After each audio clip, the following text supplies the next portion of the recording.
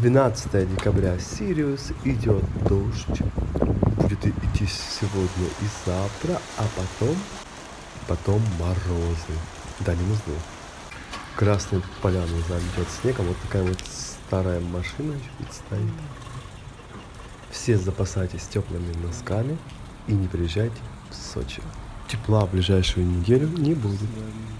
Зима будет долгой, а весна будет короткая.